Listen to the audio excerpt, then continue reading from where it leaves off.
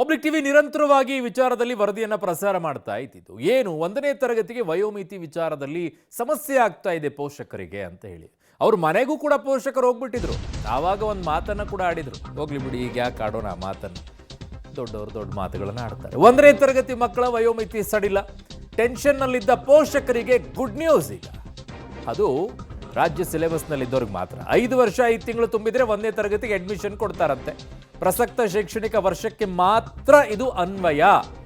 ಶಿಕ್ಷಣ ಸಚಿವ ಮಧು ಬಂಗಾರಪ್ಪನವರು ಈ ವಿಚಾರವನ್ನು ಇವತ್ತು ಸ್ಪಷ್ಟಪಡಿಸಿದ್ದಾರೆ. ಆ ನಿರ್ಧಾರವನ್ನು ರಾಜ್ಯ ಸರ್ಕಾರ ತೆಗೆದುಕೊಂಡಿದೆ. ಈ ವರ್ಷಕ್ಕೆ ಮಾತ್ರ ಇದು ಅನ್ವಯ ಆಗುತ್ತೆ.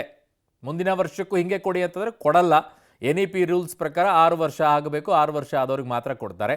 ಬಟ್ ನನಗಿರುವಂಥ ಡೌಟ್ ಇದೆ, ಆಮೇಲೆ ಬರೋಣ ಅದಕ್ಕೆ. ಸೊ 1ನೇ ತರಗತಿಗೆ ವಯೋಮಿತಿ ಸಡಿಲವನ್ನಗೊಳಿಸಿದ್ದಾರೆ. ಎಷ್ಟು ಅಂತಂದರೆ 5 ವರ್ಷ 5 ತಿಂಗಳು ತುಂಬಿದರೆ 1ನೇ ತರಗತಿಗೆ ಅಡ್ಮಿಷನ್ನ ತೆಗೆದುಕೊಳ್ಬೋದು. ಯಾಕೆ ಅಂತಂದರೆ ಈಗಾಗಲೇ ಪೋಷಕರೆಲ್ಲ ತಮ್ಮ ಮಕ್ಕಳನ್ನು UKG ಎಲ್ಲ ಮುಗಿಸ್ಬಿಟ್ಟಿದ್ದಾರೆ. ಹಾಗಾಗಿ ಕಡಿಮೆ ಆಗ್ಬಿಡುತ್ತೆ, ಇನ್ನೊಂದು ವರ್ಷ ವೇಸ್ಟ್ ಆಗಿಬಿಡುತ್ತೆ, ದಯವಿಟ್ಟು ಕೊಡಿಸಿ, ಅವಕಾಶ ಮಾಡಿಕೊಡಿ ಅಂತೆಲ್ಲ ಹೋಗಿ ಕೇಳ್ಕೊಂಡಿದ್ದಾರೆ. ತದನಂತರ ಇದಕ್ಕೆ ಒಂದು 7 ತಿಂಗಳು ರಿಯಾಯಿತಿಯನ್ನು ಸರ್ಕಾರ ಕೊಟ್ಟಿದೆ. UKG ಮುಗಿಸಿದ್ರಷ್ಟೇ 1ನೇ ತರಗತಿಗೆ ಪ್ರವೇಶವನ್ನು ಹೇಳಿದ್ದಾರೆ. ಪ್ರಸಕ್ತ ಶೈಕ್ಷಣಿಕ ವರ್ಷಕ್ಕೆ ಮಾತ್ರ ಇದು ಅನ್ವಯ ಆಗತ್ತೆ. ಇದರಲ್ಲಿ ಒಂದಿಷ್ಟು ಸಮಸ್ಯೆ ಇದೆ, ಅದಕ್ಕೆ ಬರೋಣ. ಸ್ಟೇಟ್ ಸಿಲೆಬಸ್ಗೆ ಮಾತ್ರ ಈ ರೂಲ್ಸ್ ಅನ್ವಯವಾಗುತ್ತೆ. 5 ವರ್ಷ 5 ತಿಂಗಳು ಮುಗಿದಿದ್ರೆ 1ನೇ ತರಗತಿಗೆ ಅಡ್ಮಿಷನು. ರಾಜ್ಯ ಪಠ್ಯಪುಸ್ತಕದ ಸಿಲೆಬಸ್ ಏನಿದೆ ಅದಕ್ಕೆ ಮಾತ್ರ ಅನ್ವಯ ಆಗುತ್ತೆ ಇದು, ರಾಜ್ಯ ಪಠ್ಯಕ್ರಮಕ್ಕೆ.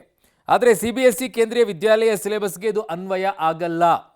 ನೆನಪಲ್ಲಿ ಇಟ್ಕೊಳ್ಳಿ, ರಾಜ್ಯ ಸಿಲೆಬಸ್ಗೆ ಮಾತ್ರ ಅನ್ವಯವಾಗುವಂತೆ ಸರ್ಕಾರ ರೂಲ್ಸನ್ನು ಮಾಡಿರೋದು. ಏನು ಮಾತನಾಡಿದ್ದಾರೆ ಮೊದಲು ನೋಡೋಣ. ಈ ಏಜ್ ಗೊಂದಲ ಪಾಪ UKG ಪಾಸ್ ಮಾಡ್ಕೊಂಡ್ಬಿಟ್ಟಿದ್ದಾರೆ. ಈಗ ಏಜ್ ಇಲ್ಲ, ಬಿಕಾಸ್ 2 ಮಂತ್ಸ್ ಮಾತ್ರ ಕೊಡ್ಬೋದು ನಮ್ಮ ರೂಲ್ಸ್ ಪ್ರಕಾರ. ಮತ್ತು ದೇಶದಲ್ಲಿ ಎಲ್ಲ ಕಡೆಯೂ ಕೂಡ 6 ಇಯರ್ಸ್ ಅಂತಲೇ ಮಾಡ್ತಾ ಇರೋದು. ಏಜಲ್ಲಿ 60 ಡೇಸ್ ಗ್ಯಾಪ್ ಇದೆ, 2 ಮಂತ್ಸ್, ದಟ್ ಈಸ್ 60 ಡೇಸು ಗ್ಯಾಪಿಗೆ ಆ್ಯಸ್ ಇಟ್ ಈಸ್ ನಮ್ಮ ರೂಲ್ಸಲ್ಲೇ ಇದೆ. 6 ಇಯರ್ಸ್ ಕಂಪ್ಲೀಟ್ ಆಗಲೇಬೇಕು. ಬೈ ಚಾನ್ಸ್ ಆಗಿಲ್ಲ ಅಂದರೆ ಲಿವರೇಜ್ ಆಫ್ 60 ಡೇಸ್ ಓನ್ಲಿ, ಅದು ರೂಲ್ಸಲ್ಲೇ ಇದೆ, ನೋ ಪ್ರಾಬ್ಲಮ್, ಅವ್ರಿಗೆ ಸಿಕ್ಕುತ್ತೆ. ಬಟ್ ಈ ವರ್ಷ ಮಾತ್ರ ದಯವಿಟ್ಟು ಇದೊಂದು ಅನಿವಾರ್ಯ ಮಾಡಬೇಕಾಗತ್ತೆ. ಆಮೇಲೆ ನಾವು ನ್ಯಾಷನಲ್ ಎಜುಕೇಷನ್ ಪಾಲಿಸಿ ಬೇರೆ ಇರೋದ್ರಿಂದ, ನಮ್ಮದು ಸ್ಟೇಟ್ ಎಜುಕೇಷನ್ ಪಾಲಿಸಿ ಇರೋದ್ರಿಂದ, ಸ್ಟೇಟ್ ಎಜುಕೇಷನ್ ಪಾಲಿಸಿ ಕಮಿಟಿನೂ ಕೂಡ ಮಾನ್ಯ ಮುಖ್ಯಮಂತ್ರಿಗಳು ಮಾಡಿರೋದ್ರಿಂದ ಅದಕ್ಕೆ ಚೇರ್ಮನ್ ಥೋರಟ್ ಅವರು ಇದ್ದಾರೆ. ನಾವೇನೇ ಎಜುಕೇಷನಲ್ ರಿಫಾರ್ಮ್ಸ್ ಮಾಡಬೇಕಾದ್ರೆ ಕೆಲವು ಈ ಥರ ಡಿಸಿಷನ್ಸ್ ತೊಗೊಳ್ಬೇಕಾದ್ರೆ ಏಜು ಇದೆಲ್ಲ I have to ask ACP.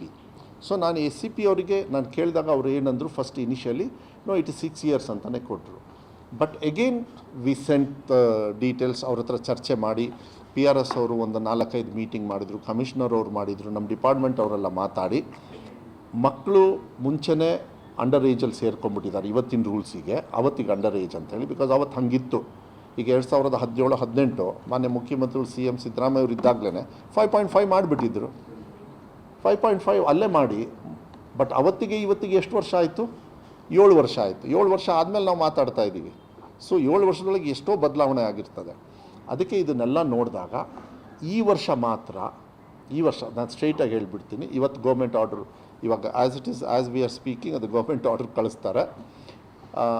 5.5 only for this year and who have passed UKG. UKG pass ಆಗಿರಬೇಕು. 5.5ವರೆಗೂ ಹಾಂ ಹೌದು, ಜೂನ್ ಫಸ್ಟ್. ಅದೇ ಕಾಲೇಜ್ ಯಾವಾಗ ಓಪನ್ ಆಗುತ್ತೆ